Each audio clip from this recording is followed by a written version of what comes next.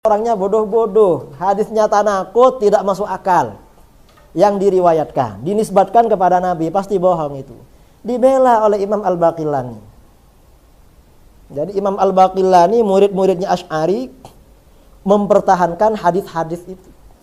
Akhirnya Imam Al-Baqillani oleh salah seorang ulama Hanabilah, ya, setelah Al-Baqillani ini wafat, kan dikatakan hadza nasirus sunnah.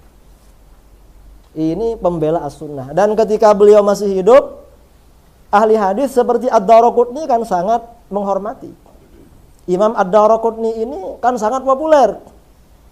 Jadi mengapa ulama Malikiyah itu ikut mazhab Asy'ari? Ya karena Al-Baqillani orangnya Asy'ari. Ahli hadis semuanya ikut Asy'ariyah. Suatu ketika Ad-Daraqutni ini berjalan bersama muridnya Abu Dzar Al-Harawi. Lalu bertemu dengan Al-Baqillani, datang dicium. Ditanya oleh muridnya, siapa itu? Kok sangat hormat sekali.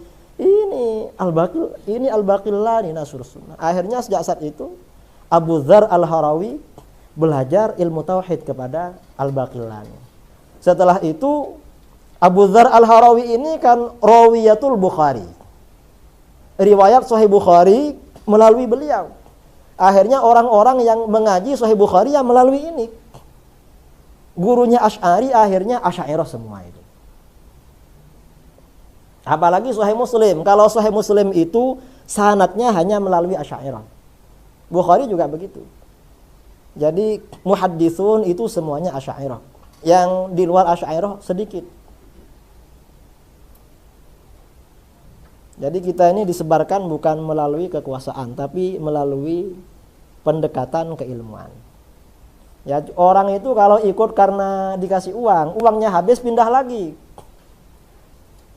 Kita kalau ada orang ikut Wahabi, ikut Syiah karena dikasih uang, ya tinggal tunggu sampai kapan uangnya itu.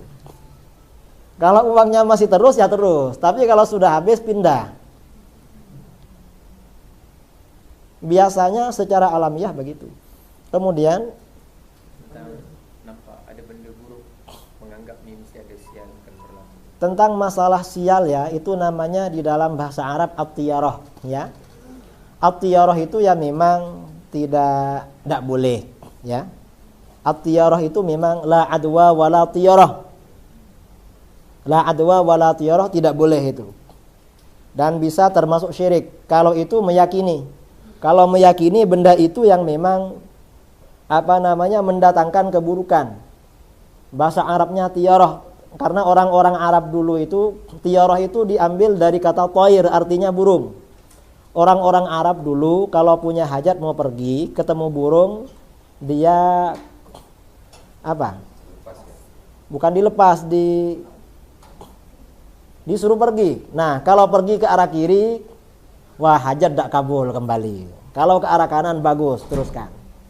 Jadi ikut arahnya burung, tiyarah. Oleh Rasulullah tidak ada.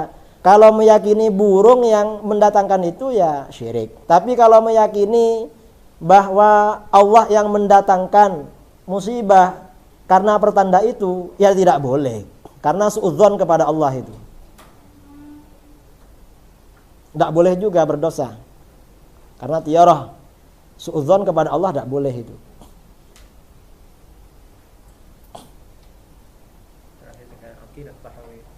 Akidah Thahawiyah itu akidah sama dengan Asy'ariyah Maturidiyah.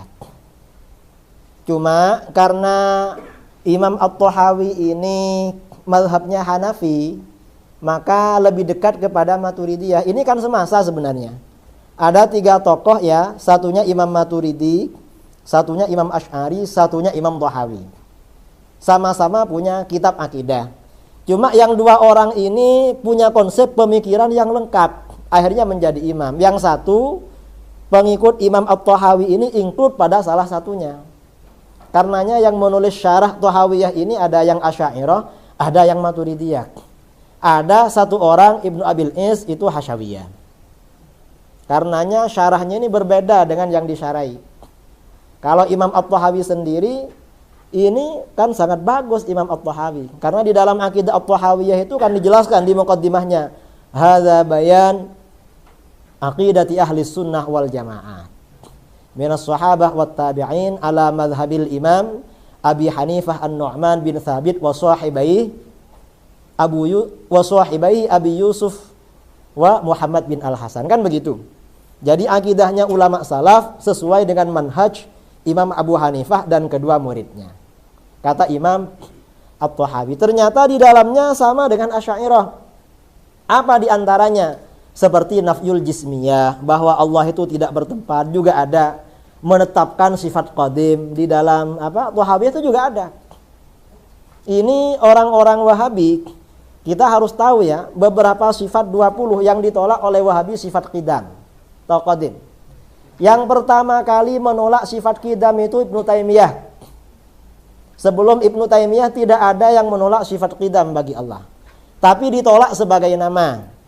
Nama qidam kata Ibnu Taimiyah tidak boleh karena tidak ada di dalam Al-Qur'an dan hadis. Kalau menurut kita tetap mengatakan Allah bersifat qidam atau qadim. Mengapa? Kata Imam Abu Bakar bin Furaq di dalam kitabnya Mujarradu Maqalatil Imam Al-Asy'ari, sifat qidam ini kita tetapkan berdasarkan ijma' ulama. Kata para ulama akidah, Imam Al-Baihaqi di dalam kitabnya Al-I'tiqad, Imam Abu Mansur dalam kitabnya Usuluddin dan lain-lain, bahwa sifat Allah itu ditetapkan melalui 3.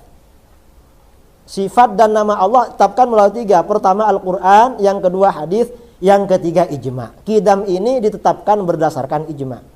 Buktinya sebelum Ibnu Taimiyah semuanya menyebutkan sifat qidam. Siapa? Imam At-Tahawi menyebutkan sifat qidam. Lalu ada kitabnya ahli hadis ya, yang ditulis oleh salah seorang ulama Asy'ariyah. Karangannya Al-Lalaka'i yang berjudul Syarah Usul I'tiqad Ahli Sunnah wal Jamaah. Itu juga menyebutkan sifat qidam. Cuma sama pentahkiknya, karena yang mentahkik ini Wahabi semua. Kitab ini kan diterbitkan di Saudi sama di Mesir. Yang di Saudi tahkiknya Wahabi Dr. Al-Ghamidi, yang Mesir juga orang Wahabi. Ketika menyebutkan sifat qidam disalah.